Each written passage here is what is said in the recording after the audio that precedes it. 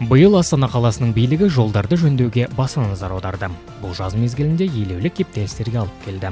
Алайда жұмыс аяқталғанына қарамастан барлық еңбектің зая кету қаупі бар. Шамадан тыс жүктелген ауыр жүк көліктері жаңадан жөнделген айналма жолдарды да қаланың орталық көшелерінде бұзуды жалғастыруда. Осыған байланысты қала ішінде ауыр жүк көліктерінің жүруіне тыйым салу қажет пе деген сұрақ туындайды. Астана қаласының көлік және жол көлік инфрақұрылымын дамыту басқармасының басшысы Асхат Қарағойшин қалада құрылыс қарқынының артуы жолдарға ауыр жүк көліктерінің жүктемесін көбейтетінін атап өтті. Салмағы 60-100 тонна болатын көліктер жол төсемінің тез тозуына әкелуде.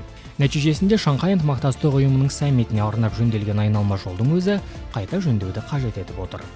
Астанада жүктің шамадан тыс артуын бақылау мақсатында 7 жол учаскесінде автоматтандырылған жүйелер орнатылған.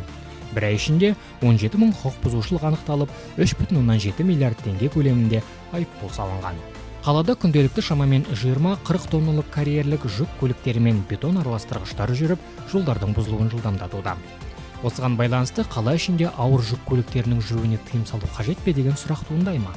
Қалай ойлайсыздар? Пікірлеріңізді қалдырыңыздар.